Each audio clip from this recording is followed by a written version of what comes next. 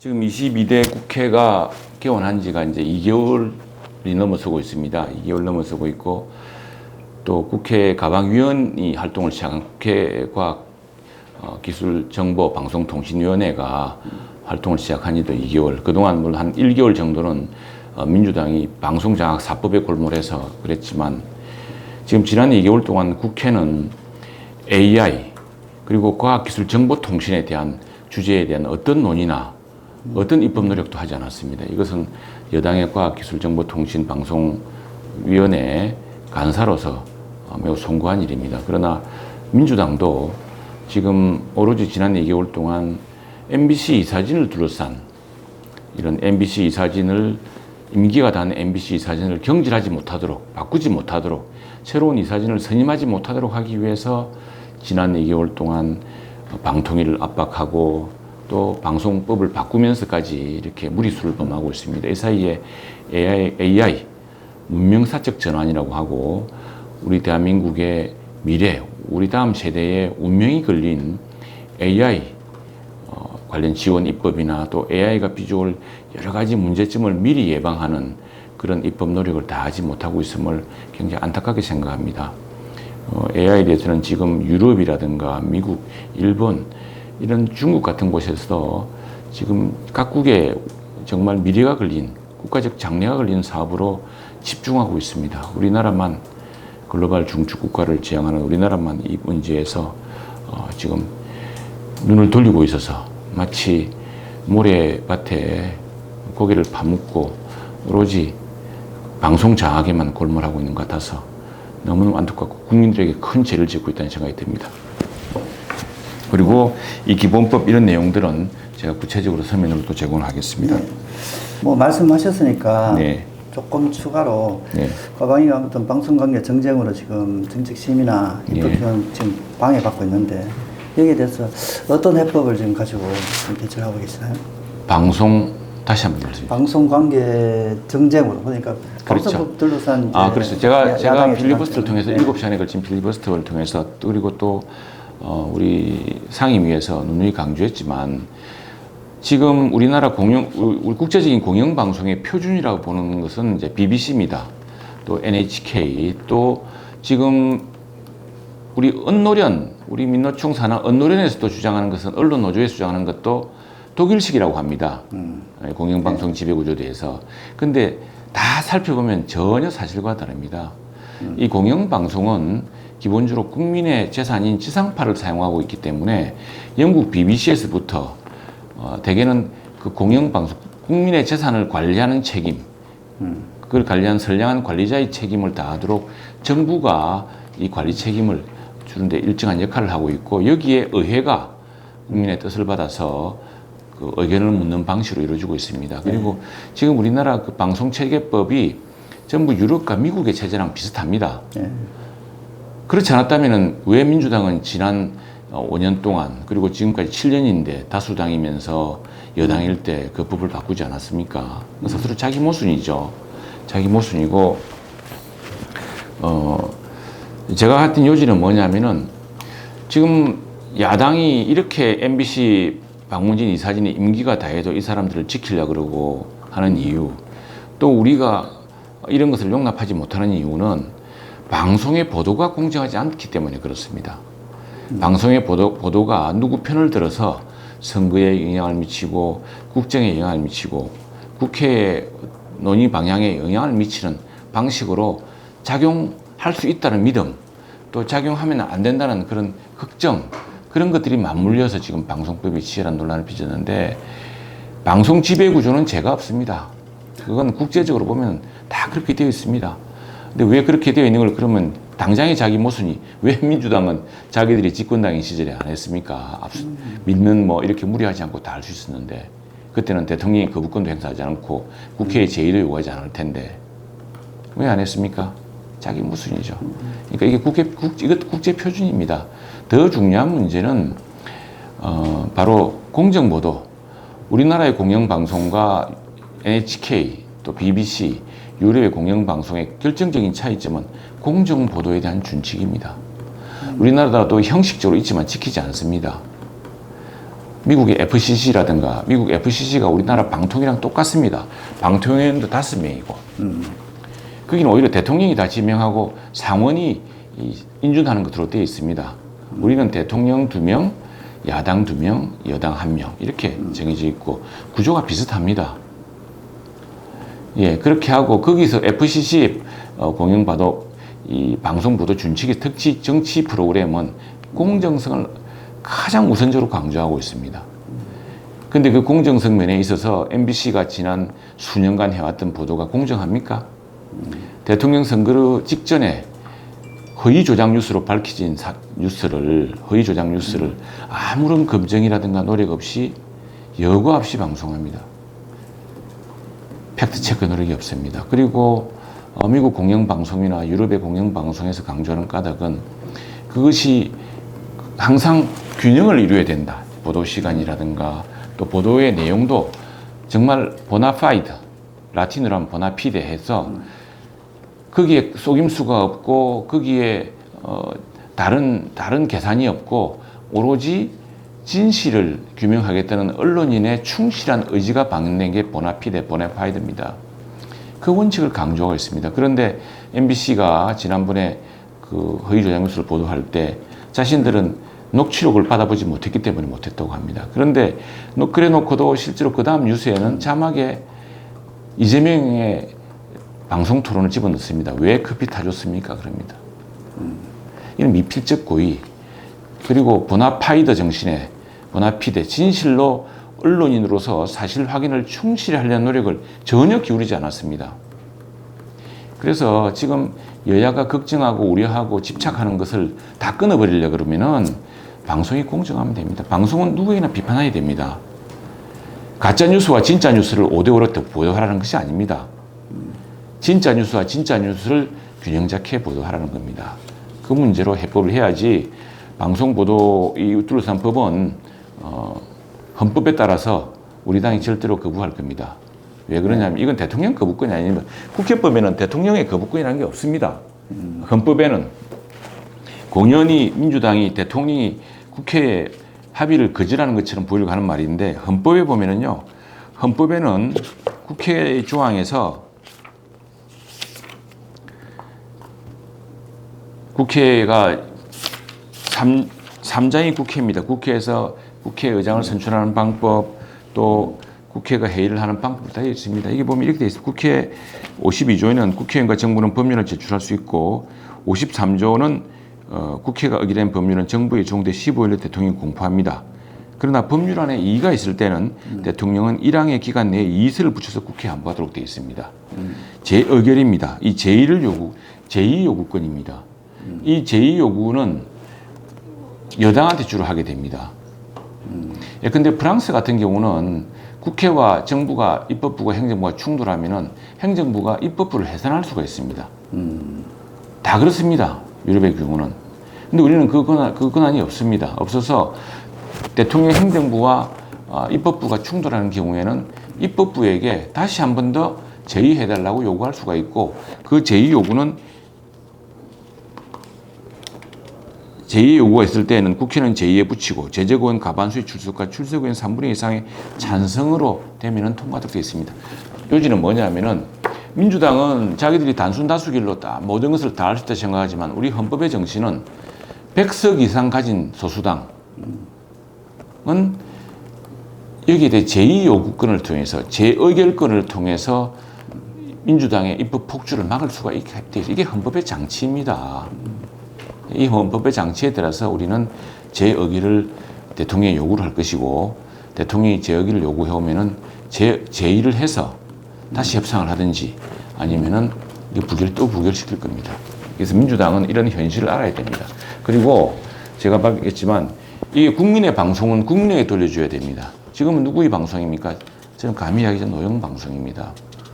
MBC의 경우를 보면은 MBC 사장부터 전부 MBC 노조 출신입니다. MBC 보도국의 절대 다수가 95% 이상이 제1노조 노조원들인 간부들조차 그렇습니다. 이것은 그 ILO 규정에도 위반될 정도고 사실은 ILO의 조사를 받아야 될 정도의 사안이라고 생각합니다. 그 1노조가 벌이는 야만적 행위는 이미 고발될 테고 앞으로도 계속 고발될 것입니다. 이미 이 사안은 지금 법원에 재판 중이기 때문에 곧 정의가 실현될 것으로 봅니다. 어떤 노조도 다른 노조를 핍박해서는 안 됩니다. 그리고 지금 방송장악사법에 보면은 방송종사자가 16명이 방송종사자, 방송 관련자가 16명으로 국회가 구성한 5명과 함께 21명의 이사진을 구성하게 되어 있습니다. 이런 나라가 없습니다. 그래서 이제 뭐 다 내가 예를 들 수 있는데 영국이라든가 BBC 영국, NHK 일본, 또 뭐 PBS의 미국 다 없습니다. 근데 유럽이 41명인데 유럽은 숫자가 많아 보이지만 18개 연방의 대표, 즉 주지사, 다음에 각계 대표, 가톨릭, 개신교, 또 우리 같은 불교가 들어가야겠죠. 다음에 경총, 노총, 언노래는 1명 정도 들어갑니다. 41명 중에. 그런데 방송 노조가 주로 장악하고 있는 이 언론 종사자들이 16명 들어가는데 그 사람이 누굽니까? 누구의 힘을 받았습니까? 아무 힘도 받지 않았습니다. 시청자위원회는 누굽니까? 시청자를 대표할 수 있습니까? 그 사람들이? 그리고 방송 종사자 6명은 누굽니까? 거기는 왜 그러면 작가 노조는 없습니까? 비정규직을 차별합니까? 이 꼭 써주세요. 이 위헌적입니다. 방송 종사자 전체를 대표하지도 않고 국민의 대표하는 한참 거리가 멉니다. 근데 그걸 우깁니다. 가장 극적인 모순은 EBS법입니다. EBS법도 EBS 노조도 절대다수가 직원 중에 절대다수가 민노총 산하 언론 노조입니다. 노조입니다. 근데 그러면 교육방송은 일반 시사 제작이 아니지 않습니까? 교육방송 편성을 하죠. 국민 교육을 위해서. 교육방송 편성을 하려면 그 원리대로라면은 교육 종사자들이 그러면은 이사를 임명할 수 있도록 해야죠. 근데 16명이 전부 방송 종사자입니다. 이 자기 모순입니다. 그래서 언노련 민노총 언론노조가 좌우하는 데서 그 입맛대로 역사 사탐을 편성하고 그 입맛대로 역사를 배우고 그럴 생각입니까? 절대로 이건 뭐 국민들 뜻에 어긋나고 또 그 방송 종사자의 평등권도 침해하는 겁니다. 왜 배우 노조는 없습니까? 왜 작가 노조는 없습니까? 왜 성우 노조는 없습니까? 그러니까 이건 말이 안 되는 거죠. 그 방송사에는 수많은 사람들이 있습니다. 그 중에 언노령이 민노총이 장악하고 있는 방송 종사자만 말이 안 되는 법입니다. 이 법은 즉각 폐기돼야 됩니다. 그래서 그렇게 하고 이제 지금 지적하신 우주항공 문제도 마찬가지입니다. 이 문제에 집중을 해야 됩니다. 달 탐사 문제, 아르미테스 계획에 대해서 지금 정부 예산 문제도 따져봐야 되고요. 그리고 이 문제는 저희들이 다시 따질 겁니다. 그럼 더 심각한 것은 지난 정부에 저는 이 문제를 제일 잘 압니다. 왜냐하면 우주항공청을 출범하는 것이 당시에 제가 경남도당 위원장일 때 가장 큰 과제였습니다. 정부는 우리 우주 탐사 계획과 우주 경제의 창달을 위해서 대전에는 우주 항공 연구 기능, 그다음에 전남 고흥에는 발사 기지와 발사 여러 가지 시설과 또 기능, 그다음에 경남에는 특히 사천에는 지금 경남은 우주 발사체, 우주 항공 산업의 60~70%가 집적되어 있습니다. 바로 카이, 또 하나 에어로스페이스, 또 항공산업, 우주 항공산업 60~70%가 집적되어 있는 곳입니다. 여기에 우주항공청을 설립하겠다는 것이 당의 공약이었고 야당도 반대하지 않았습니다.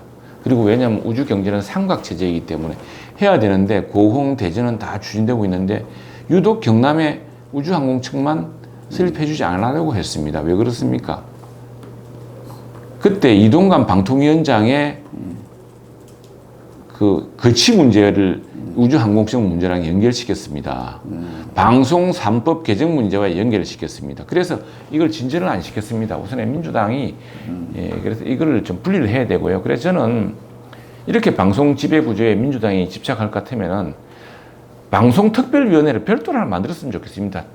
국회의장도 지금 뭐 이렇게 어줍잖은 제안을 낼 게 아니라 진정 걱정한다면은 국회의장이 방송 중립 혹은 공영방송 정착을 위한 방송특별위원회를 구성해서 제발 과학기술정보방송통신위원회에서 방송 지배구조 문제를 분리했으면 좋겠습니다. 그렇게 해야지만 아르테미스 문제 그리고 R&D 지원 문제 이 문제에 집중할 수 있을 것 같습니다.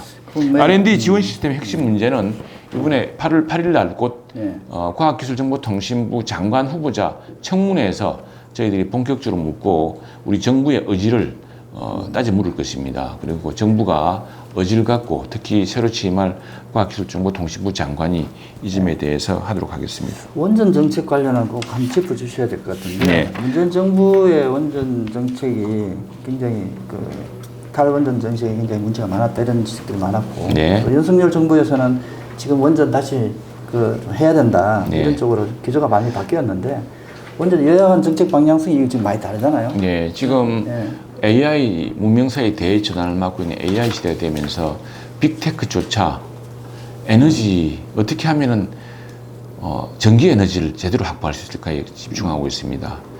AI 데이터 센터를 돌리려고 하면은 여기는 엄청난 에너지가 듭니다. 그래서 당초에 신재생 에너지를 중심으로 RE100%를 그러니까 신재생 에너지 100%를 주장하던 빅테크조차도 지금 그걸로는 조달이 안 되어서 지금 원전에 다시 주목하고 있습니다.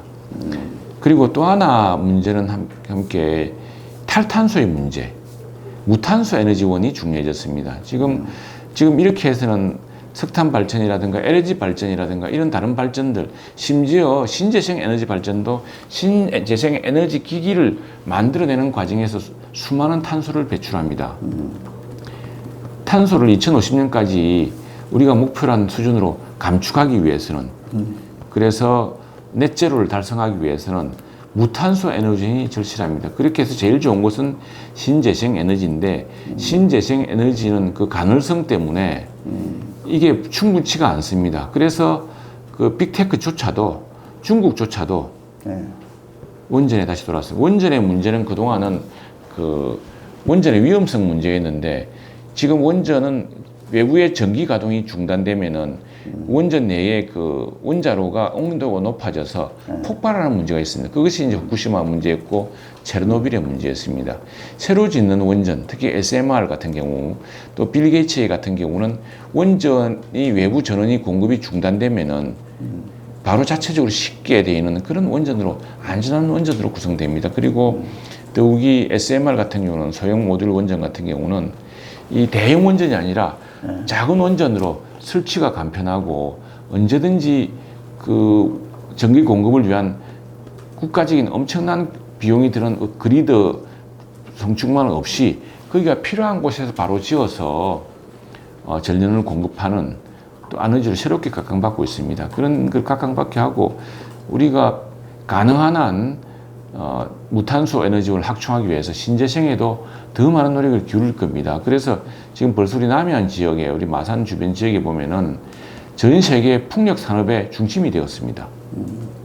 해상 풍력 산업의 중심이 되었습니다. 풍력 발전기 그리고 풍력의 그 플랜트 전부 경남의 남해안에서 생산합니다. 우리 두산 에너빌리티도 원자로를 만들기도 하지만 풍력 터빈과 풍력과는 이런 그런 시설을 만듭니다. 그래서 이제 그런 것을 하고 있으면서 우리가 신재생 에너지를 강화하면서도 바로 넷제로 달성을 위해서 그리고 AI 시대에 기하급수적으로 늘어나는 전력원을 찾기 위해서는 무탄소 에너지원인 새로운 원전 기술, 안전한 원전 기술 그리고 SMR의 원전 기술이 세계 다른 빅테크와 함께 기를 수 있는 그런 노력이 필요합니다. 그래서 지금은 이제 무탄소, 탈탄소 에너지원을 확충하고 새로운 안전한 원전 기술에 대한 투자와 노력이 절실합니다. 그것이 세계의 새로운 추세입니다. 글로벌 빅테크들이 바로 그렇게 하고 있습니다. 아리백 대신 CF100을 달성해야 된다. 그래서 그건 포괄적이죠. 네. 포괄적으로 아리100보다는 아리100%보다는 훨씬 포괄적인 겁니다. 아리100%로서는 CF 카본 프리 넷제로를 달성할지 모른다는 우려. 왜냐하면 지금까지는 되는데 이게 AI 그 데이터 센터의 엄청난 전력 수요. 지금 미국이나 이런 데서 지금 인도네시아 이런 쪽으로 다시 AI 그걸 기지를 돌리는 이유는 전력 공급 때문에 그렇습니다. 전력 공급이 없으면 불가능한 일이죠. 지금 미국 같은 경우에 그동안 사막을 이용한 태양광, 수많은 풍력을 했습니다만 그것만으로도 부족하다고 해서 지금 빅테크들이 다시 SMR 같은 걸 생각하고 있습니다. 그리고 또 50년 만에 원전을 다시 짓겠다고. 지금 그렇죠. 나서고 그렇게 나서고 있죠. 네. 그래서 원전에 대해서 이 흑백식, 지금 체르노빌 원전하고 후쿠시마 원전하고 다른 원전들입니다. 맞습니다. 지금 새롭게 짓는 원전들은. SMR 같은 경우를 이런 말이 속히 나옵니다. 여의도 여기다 지을 수 있겠느냐. 어떻게 생각하시나요? 지금 SMR의 가장 극단적 형태는 아주 극단적 예를 들면 핵 잠수함 같은 겁니다. 핵 잠수함이라는 작은 공간 내에 원전으로 모든 잠수함은 전기 에너지로 구동됩니다. 왜 그러냐면은 내연기관은 뭡니까? 내연은 안에서 태운다는 거거든요. 컨버스천, 그 뭐냐면 피스톤이 들어가야 돼. 쿵쿵쿵쿵쿵 이렇게 가는 겁니다. 그거는 소나로 전부 탐지되기 때문에 바로 격침됩니다. 그래서 핵잠수함은 뭐냐면은 우리나라 잠수함들도요, 디젤 엔진 잠수함도 그걸로 디젤로 엔진을 가동하지 않습니다. 디젤로 배터리를 만들어서 배터리를 가지고 하는데 배터리 용량이 작으니까 불의에 부상합니다. 그래서 이제 안전한 지역에서는 디젤로 안전. 그러니까 뭐냐면은 전기 에너지로 모든 잠수함은 전기 에너지로 가는데 물론 이제 안전한 지역에서는 디젤 엔진으로 써서 전력을 만들고 그걸 돌리겠죠. 그러나 어떤 잠수함도 지금의 전 세계에 배치된 잠수함 중에서 그러니까 우리 자동차처럼 피스톤이 움직여서 쿵쿵쿵쿵 이거는 바로 그냥 격침돼요. 아무 어떤 소나로 다 탐지되기 때문에.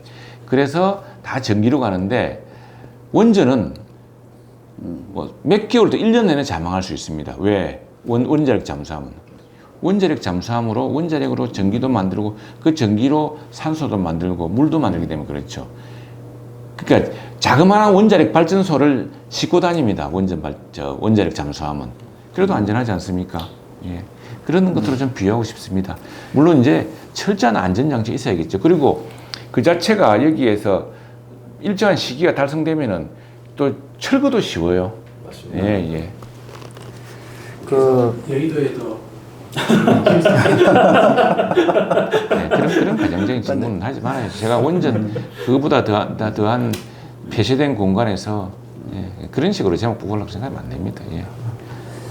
반도체나 디스플레이 또 뭐 2차전지, 뭐 원전, 뭐 말씀하신 방산이나 이런 데 전부 다 국가 전략 산업 전반에 그렇죠. 원천 기술 없다는 지적이 많이 있고 그렇습니다.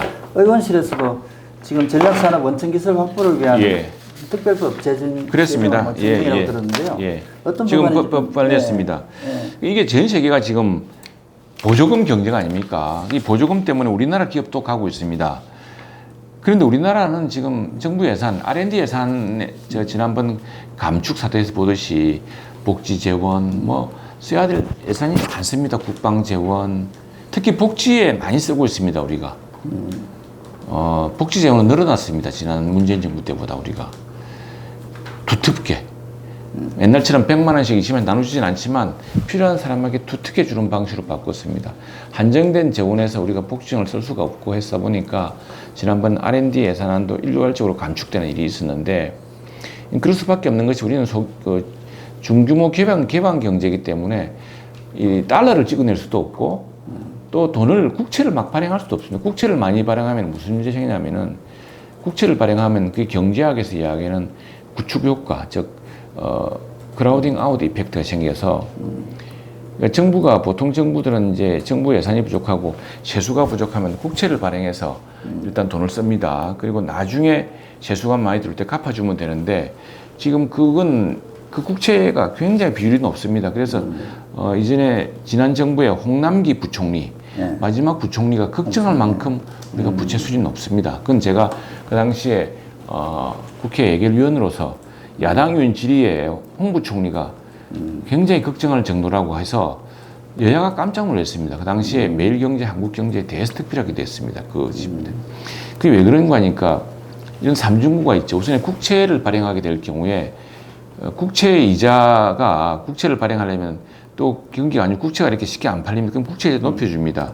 높여주면은 금융채, 회사채가 더 높은 이자로 발행해야 됩니다. 회사채를 더 높은 이자로 발행한다는 것은 원가 상승을 일으키는 것이죠. 그리고 회사 경영을 압박하게 됩니다. 금융처가 더 높게 된다는 것은 우리 서민 금융의 조달 금리가 다 높아진다는 이야기입니다. 결국 금리와 물가 압박으로 들어오는 것이죠. 국가는 국가 부채의 증가로 인해서 국제 신용 평가에 영향을 미칩니다. 그래 되면은 환율에 영향을 미치게 되죠. 연쇄 반응. 예, 연쇄 반응이 있기 때문에 우리는 제한적입니다. 그래서 이재명 대표식으로 펑펑펑 쓸 수가 없습니다. 당시 이재명 대표가 여당의 대선 후보가 주장했는데도 당시 홍남기 부총리는 그럴 수 없다 그래가지고 기억하실 겁니다. 여당에서 그 국간을 맡겨놨더니 이게 주인의 행세한다고 그때도 탄핵 이야기가 나왔습니다.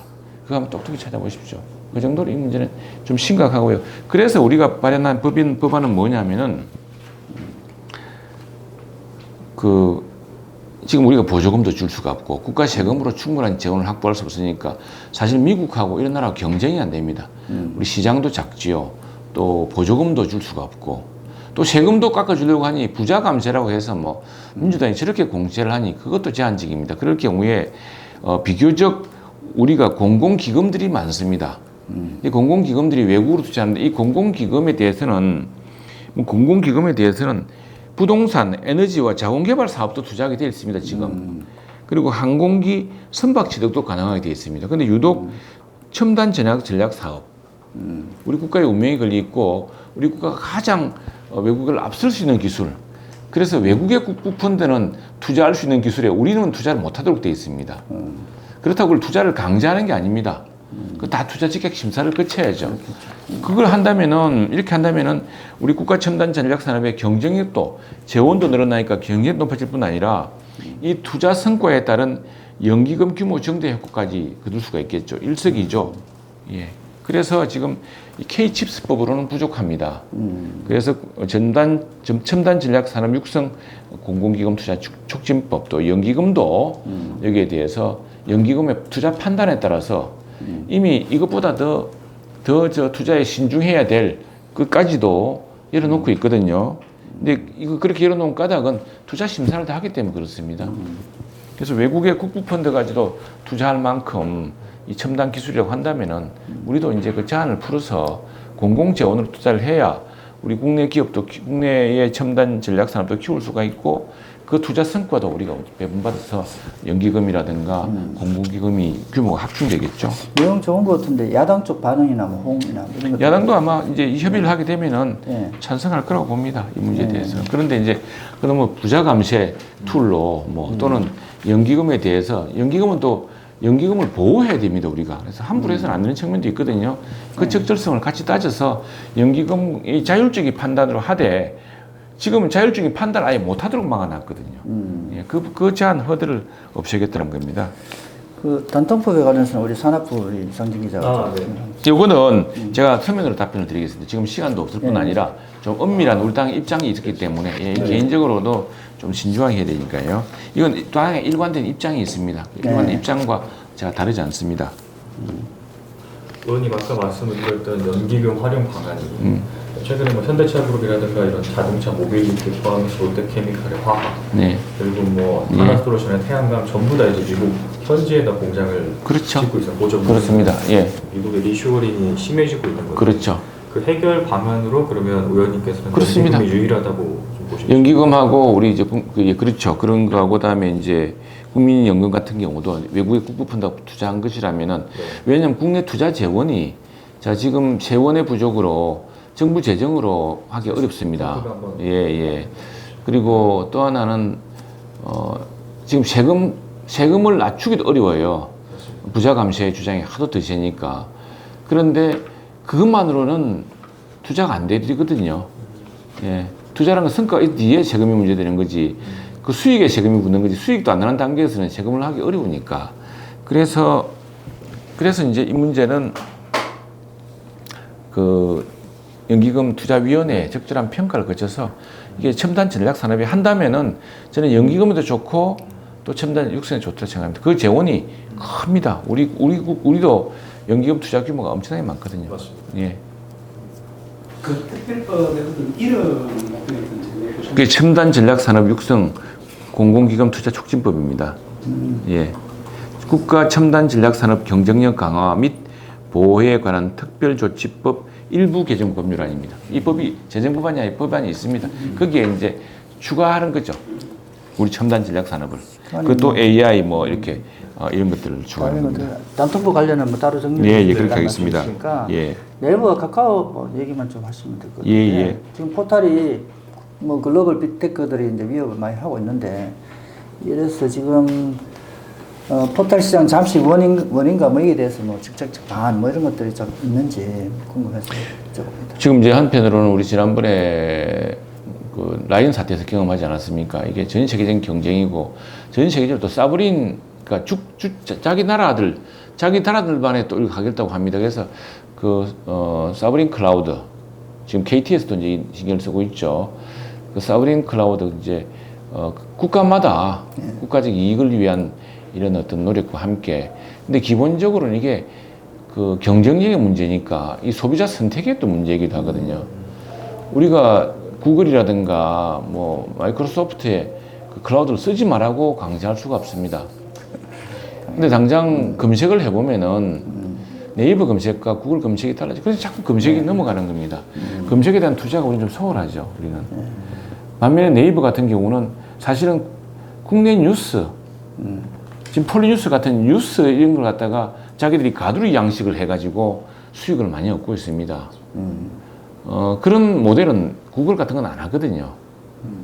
그러니까 지금 새로운 뉴스라든가, 그래서 처음에 구글도 블로그를 먼저 노출하곤 합니다만, 사람들이 구글 블로그 정보보다는 뉴스 정보를 많이 보지 않습니까? 그러면 네이버도 우리 방송, 폴리뉴스 같은 언론 매체가 생산하는 뉴스에 대한 저작권료를 더 주고 하는 이런 방식을 강구해야 될 텐데, 그러니까 뭔가 기술 투자를 많이 해야 됩니다. 지금 많이 해야 되고, 그 투자에 과감해야 되고요. 예. 그런 의미에서, 라인 사태에서 빚어졌지만, 지금 라인의 그 이익을 지켜나가면서 지금 그 네이버의 경영 판단, 어떻게 할 것이냐. 지금 전체적으로 이게 규모의 하이퍼스케일 경쟁이 되고 있습니다. 하이퍼스케일 경쟁. 하이퍼스케일은 AI 수준을 결정하거든요. 초거대의 규모. 그 규모를 지키면서, 그러나 그게 다 떠밀려가 우리께 다 또, 표류하고 우리 건 하나도 없는 사태는 안 되기 때문에 지금 유럽 각국도 신경 쓰는 그 사브린 클라우드 이슈. 그러니까 그걸 뭐라 지금 우리 말로 뭐라 번역하죠. 그러니까 소브린이라고 그래요. 소브린. 네. 예, 소브린 클라우드의 그 문제, 이것도 함께 살펴봐야겠습니다. 예, 대충 이랬죠. 예. 아무튼 바쁜데 시간 내주셔서 아이고, 아닙니다. 오히려 감사하고요. 미안합니다.